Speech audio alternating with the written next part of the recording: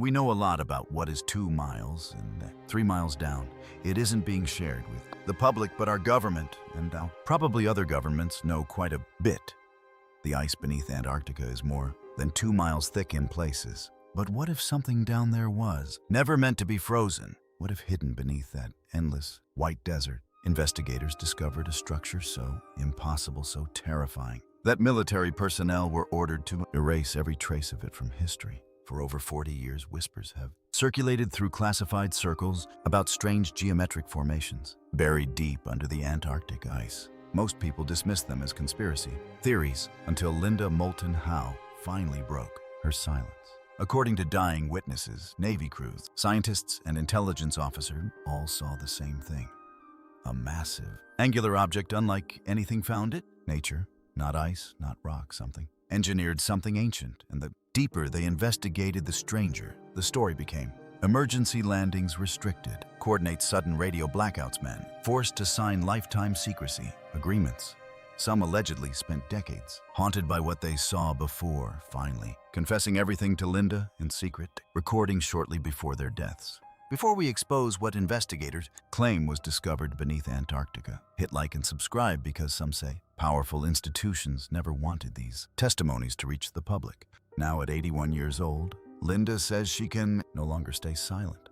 After decades collecting classified testimonies, hidden coordinates, and deathbed confessions, she claims the truth is finally too important to bury. And if even a fraction of these witnesses were telling the truth, Antarctica may be hiding one of the greatest secrets in human history. The man on the ridge. The year was 1982. A Navy flight engineer, whose name Linda has protected to this day, was on a routine supply run from McMurdo Station to a remote research camp deep in the Antarctic interior, somewhere over the ice sheet. An equipment malfunction forced the crew to set down early on an exposed ridge. Wind was hammering the fuselage. Temperatures were so low that exposed skin burns in seconds. It was the kind of place where you fix what is broken and you leave. But while the crew worked on repairs, the flight engineer looked out across the ridge and stopped. Something was wrong with the landscape. On a distant rise, shapes broke the horizon. That did not belong. They were geometric symmetrical, too regular, too angular, and too precise to be ice formations. He moved closer, close enough to see what looked like the top of a massive structure, partially exposed where wind and time had stripped the ice away. It was angular, it was solid, and it was made of something that was clearly not natural. Before he could reach it, the radio crackled. Orders returned to McMurdo immediately. No explanation, no discussion. When they landed, intelligence officers were waiting. The crew was separated, debriefed individually, and told their flight logs were now classified. They signed additional non-disclosure agreements and were given one instruction. This never happened. Now here is what you need to understand about Moulton Howe. She is not a conspiracy theorist with a YouTube channel. She is an Emmy award-winning investigative journalist who has spent over 4 decades interviewing military personnel, scientists, and government officials. She built her career on documented, evidence-verified credentials and sources who could be corroborated. When the flight engineer contacted her in 1998, retired in his 70s, and knowing his time was running out, she didn't rush to publish. She interviewed him for hours. She verified his service record. She confirmed his credentials. His account included specific coordinates, exact dates, and the names of other crew members on that flight. Everything checked out. But Linda knew one witness wasn't enough. So she filed his testimony away. She told no one, and she waited. She had no idea what was about to start. If this is already making the hair on the back of your neck stand up, hit subscribe, because what comes next makes this look like a warm-up.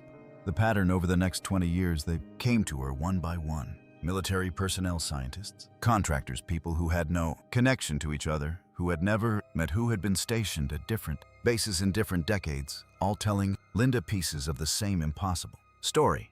A geophysicist who had run ice-penetrating radar surveys sat across from Linda with his jaw tight and his voice barely above a whisper. He had found cavities beneath the ice. Not small pockets, but massive voids. Geometrically regular, far too deep and too structured to be natural caves. When he flagged the data, his supervisor's face went white. The readings were classified within hours. His entire team was reassigned. He never saw that data again.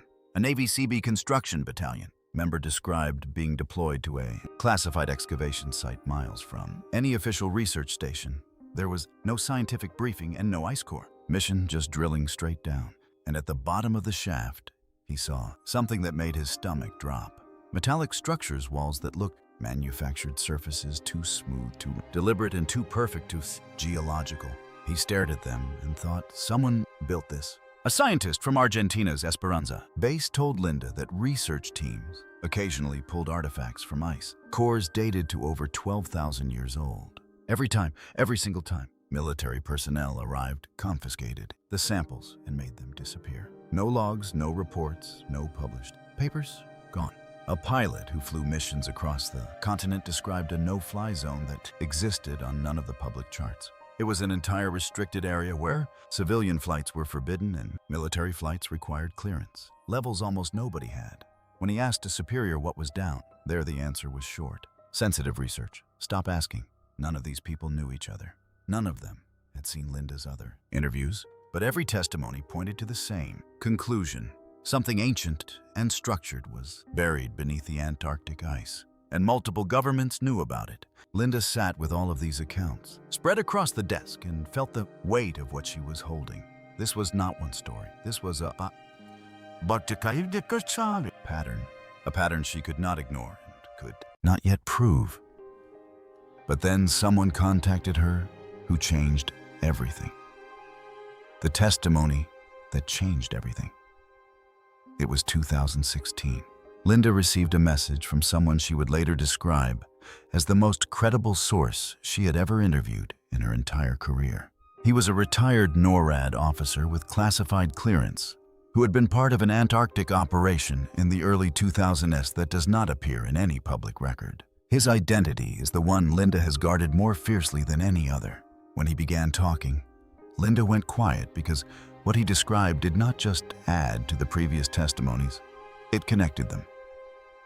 Every isolated account, every fragment, and every unexplained detail from 20 years of interviews suddenly locked into place, like pieces of a machine clicking together. According to his account, based on what he was briefed on and what he personally witnessed beneath the West Antarctic ice sheet at a depth of approximately 2 miles, there are multiple structures of artificial origin, not geological anomalies, not ice formations, and not anything that belongs in any geology textbook. These are structures built by someone engineered with intention and precision. And they are old, far older than the ice that buried them. They predate the last ice age, meaning they were constructed when Antarctica was a green temperate continent with rivers and forests over 12,000 years ago. Let that land for a second. Over 12,000 years. That is thousands of years before Sumer, thousands of years before the first Egyptian dynasty, before every civilization we have ever called ancient. He told Linda these structures were first detected in the 1940 CS during Operation High Jump. The massive 1946 to 1947 Antarctic expedition, led by Admiral Richard Byrd, officially, the mission was about establishing research bases and training personnel for polar conditions. The classified reality, according to this source, was something else entirely.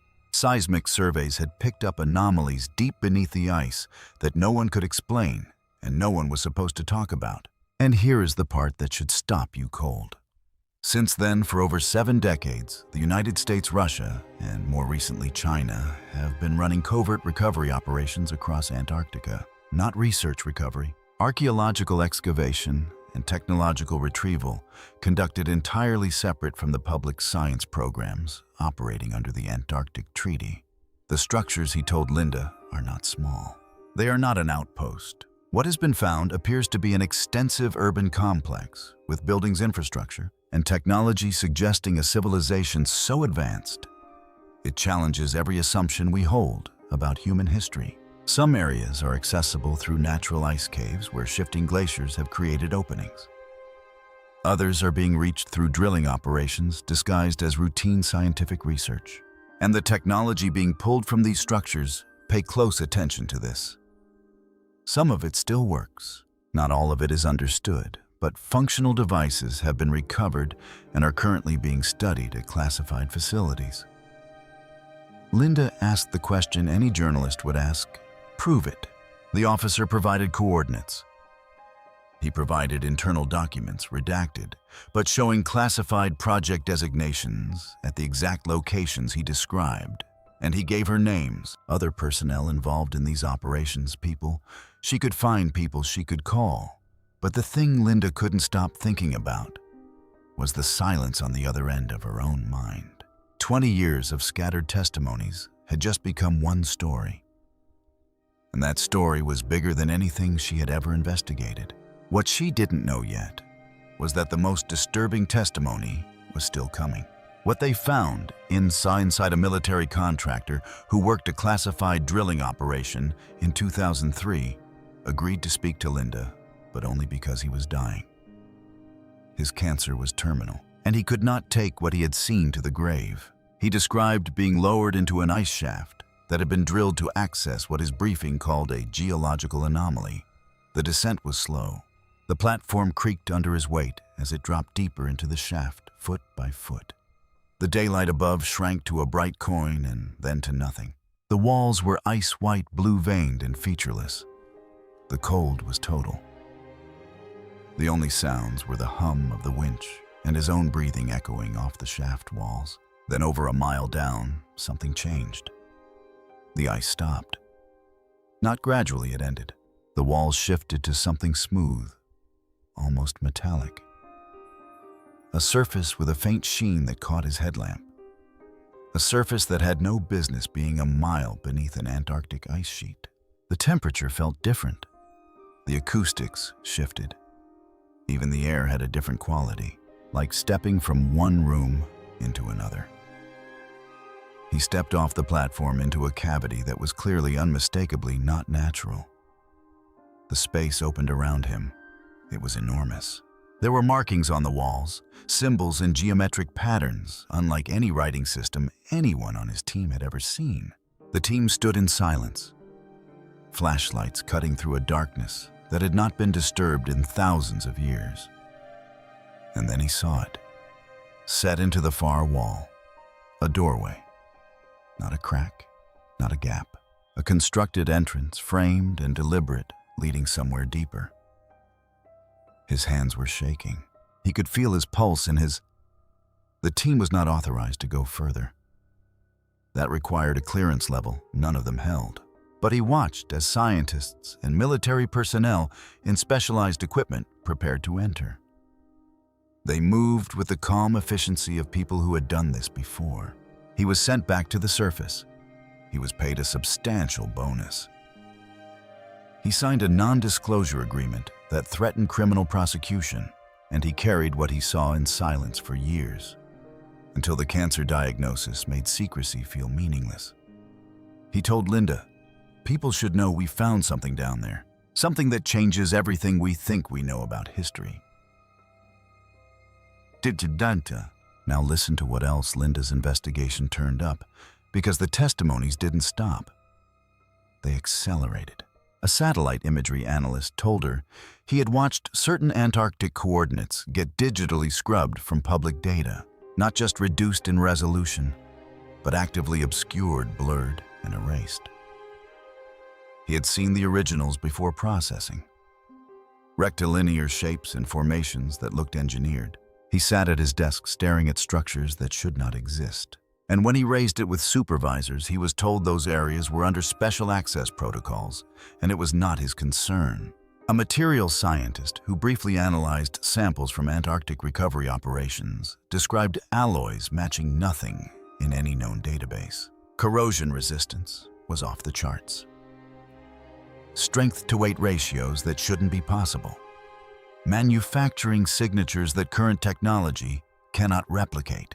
A logistics coordinator for the ATNSF Antarctic program found equipment manifests that matched no known research mission. Industrial excavation tools, sealed transport containers with armed military escorts, and shipments routed through Department of Defense channels entirely outside scientific oversight. Every new witness added something more unsettling than the last. Symbols carved into walls, that no linguist on any team could decode. Electronic equipment that went haywire near certain excavation sites, with instruments spinning and readings spiking from electromagnetic interference, with no identifiable source. And then the claim that sent shockwaves through Linda's entire network. Multiple sources independently confirmed that recovered artifacts had been transported to classified U.S. facilities for reverse engineering. Not study. Reverse engineering. The picture was no longer fragmentary. It was enormous, and it was screaming to be told. But telling it meant risking everything Linda had built over 40 years. The silence. By 2020, Linda had over 15 credible testimonies, verified coordinates, confirmed names and affiliations. A body of evidence that, taken together, pointed to one of the most consequential secrets in modern history. And then her sources started dying, one by one. The people who had trusted her with the most dangerous secrets of their lives were running out of time. The Navy flight engineer, the man on the ridge, the one who started all of this with a phone call in 1998, died in 2019. Linda got the news and sat with it in silence. Then the NORAD officer, her most important source, the man whose single testimony had connected 2 decades of scattered accounts into one staggering picture, died in 2022. Others were in steep decline in hospital beds, hospice care with fading memories. And Linda, now in her 80s, understood something with brutal clarity. She was becoming the last person alive who held all of these testimonies together, the last thread connecting the witnesses to the world. That realization changed her. It did not just motivate her, it terrified her. Because if she waited any longer, 25 years of investigation, the life's work of a dozen dying men who had chosen truth over silence, would vanish gone as if none of it had ever happened. She said in a 2023 interview, "I realized that if I didn't tell this story completely with all the details and all the sources I could responsibly name, then it would die. These men trusted me. I have a responsibility to make sure their testimonies survive." In late 2023, she began assembling what she calls the Comprehensive Antarctic Report. Every testimony, every coordinate, every operation name, every piece of evidence gathered across 25 years of investigation. And in early 2024, she released portions through earthfiles.com. She published specific coordinates where witnesses reported exposed structures or underground access points. She shared declassified Operation High Jump documents with redacted sections, hinting at objectives far beyond research stations. She presented anonymized testimony transcripts with enough credential detail to establish credibility. She compiled satellite imagery showing artificial data obscuration over the exact areas her sources identified. And she made a direct challenge. Other nations have satellites. Independent researchers have ice-penetrating radar. Scientists work on that continent every single day. If these testimonies are true, the evidence is there. She told the world where to look. Now here is the part that keeps me up at night. The response from every implicated government was identical. Total, absolute silence. No denials, no corrections, no lawsuits, no charges, no official statement of any kind. Nothing. Just silence so complete it felt deliberate.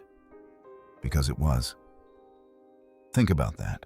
An Emmy Award-winning journalist publicly accuses multiple world governments of running a 70-year cover-up involving ancient structures and recovered technology beneath Antarctic ice. And not a single government says a word. Not one denial. Not one press release calling it fiction. Linda says that silence is the loudest confirmation she could have received. If she were lying, discrediting her would be easy. A single official statement would end it. But addressing her investigation forces a choice no government wants to make. To either confirm what she is revealing, or explain why dozens of credible military and scientific personnel are all independently fabricating the same story. So they say nothing, and the silence grows louder. Independent researchers started digging. Amateur satellite analysts examined her coordinates and reported anomalies. Scientists submitted requests for historical radar data from the areas she identified. Most requests were denied, classified as national security material for geological data from a continent supposedly dedicated to peaceful scientific research. One former Antarctic station worker came forward publicly to back Linda's claims, stating what anyone who has worked on that continent for extended periods already knows. There are areas you do not go, questions you do not ask, and classified military operations that have nothing to do with science happening right alongside the research programs the public sees. The implications. What makes this story so unsettling is not just the idea of something hidden beneath Antarctica, but what it could mean for everything we think we know about human history. If even part of these claims are true, it would suggest that an advanced civilization may have existed more than 12,000 years ago, long before ancient Egypt's Sumer, or any civilization we learn about in history books. That would completely change the timeline of human development, instead of civilizations slowly progressing step by step. It could mean that knowledge once existed, was lost in some ancient catastrophe, and is only now being rediscovered in secret. According to Moulton Howe, this is exactly why so many witnesses eventually came forward. Many of them were military personnel, scientists, contractors, and intelligence officials who claimed they saw strange structures, unexplained technology, or classified operations connected to Antarctica. Most stayed silent for decades because they feared losing their careers, breaking security agreements, or simply being ridiculed. But as they grew older, many reportedly felt they could no longer keep the secret to themselves. Linda says she spent years carefully documenting every testimony, recording interviews, collecting evidence, and verifying the backgrounds of the people who contacted her. Now at 81 years old, she is working on a full documentary that will present all of the testimonies together for the first time. She has also placed copies of her investigation, including information from witnesses who gave permission to be identified after death with multiple institutions. Her goal is to make sure the material survives, no matter what happens to her. What makes her message powerful is that she is not demanding blind belief. She openly tells people to examine the testimonies themselves and decide what they think. In her words, these were real people with real experience and professional backgrounds, not anonymous internet rumors.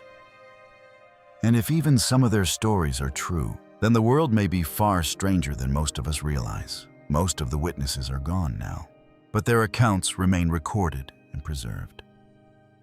Linda believes she made a promise to them, and after decades of silence, she finally decided to share what they told her. But the biggest question still remains. If governments truly knew about mysterious structures beneath Antarctica for decades, why keep it secret? And if discoveries connected to an ancient lost civilization were being studied behind closed doors, what else could be hidden from the public? That question is what keeps people fascinated by this mystery. Because whether the claims are true, exaggerated, or misunderstood, the idea that history might not be as complete as we think continues to capture the imagination of millions around the world. If you enjoyed this story, subscribe and share it with someone who loves mysteries, hidden history, and unexplained discoveries.